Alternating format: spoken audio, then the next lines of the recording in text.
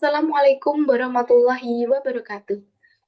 Good afternoon. In this special occasion, I'm Dina Juwita, student of Special Education Department, Faculty of Education. To present about identifying developmental language disorder in deaf children with cochlear implants, a case study of 3 children. Publication year for September 2023, writer Gemma Hetman, Rosalind Herpan, Fiona Elizabeth Kyle, Susan Ebels, and Gary Morgan. And next, the first capture, it is introduction. Subcapture 1, rational. Developmental language disorder, or DLD, in hearing children affect about receptive and expressive language and is associated with poor academic outcomes. Its prevalence is estimated at 7 until 10% in the general population. However, deaf and hard of hearing, or DHE, children are typically excluded from this diagnosis because their language delay are attributed to deafness.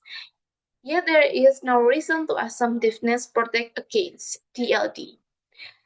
This study therefore explored whether DLD can coexist in DAE children with CIS by carefully considering both protective and risk factors. Subcapture raises question. Number 1. Why do some DAE children with CIS continue to present with severe and persistent language delay? Number 2. Can DLD be diagnosed in DAE children with protective factor or present? Number 3. How do case study illustrate different language development trajectories in children with similar hearing history but different outcomes? And next, second capture abstract. This study aimed to examine whether developmental language disorder, or DLD, can be identified in deaf children with cochlear implants by analyzing protective and risk factors through case study.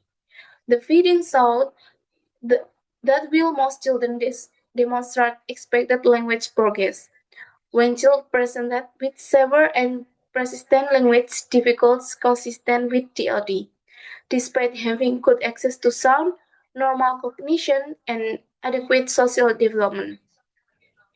And next,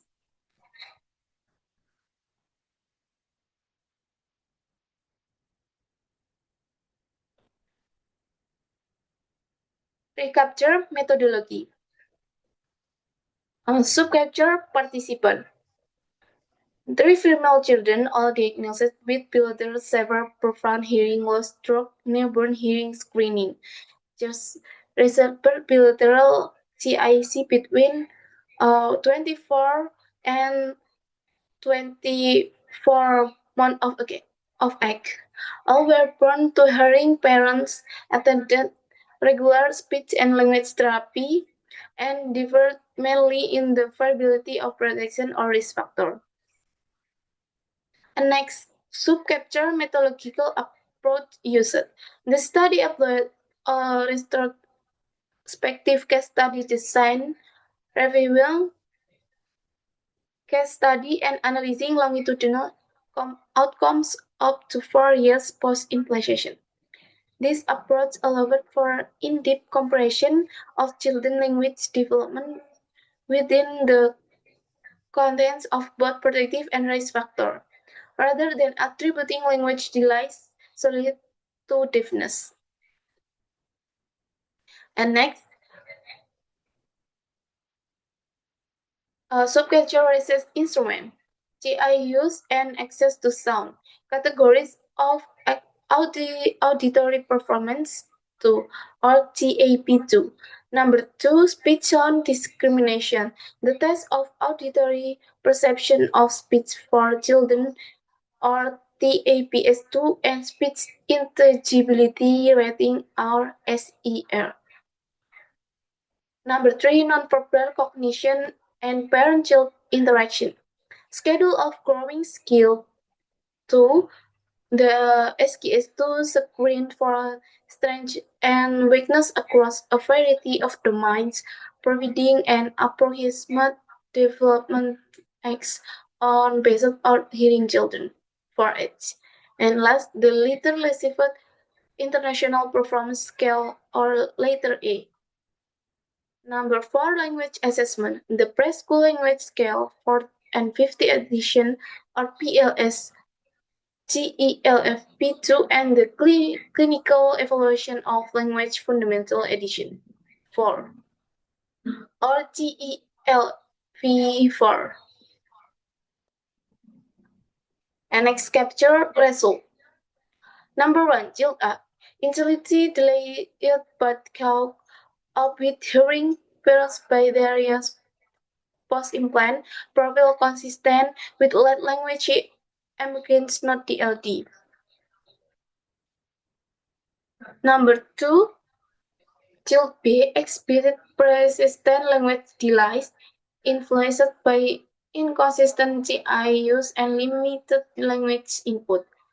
Profile consistent with language disorder associated with deafness. Number three, Child G. Despite good GI use, adequate speech discrimination, and its appropriate nonverbal cognition, she saw severe and persistent language impairment, including grammatical errors typical of DLD, profile consistent with DLD in addition to deafness. And next, capture discussion. The study highlighted considerable variability in language outcomes following cochlear implants, differing between language disorder associated with deafness and developmental language disorder is clinically important. The profile of Chelsea provides strong evidence that DLD can coexist with deafness when protective factors are in place.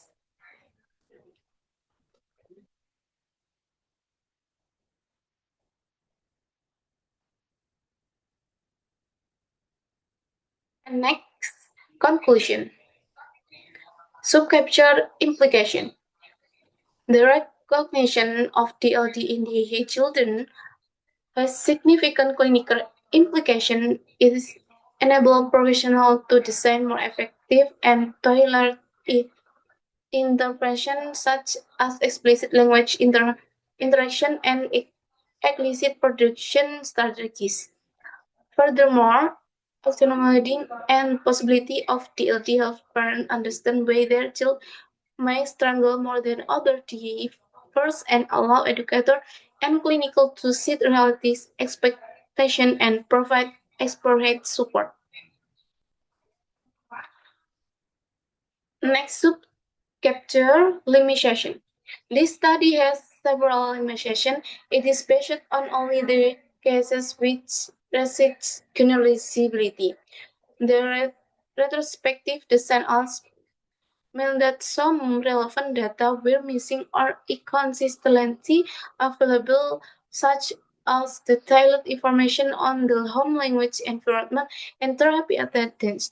In addition, bilingual assessment was limited, particularly in the case of Chilti, who was raised in a bilingual household but assessed primarily in English.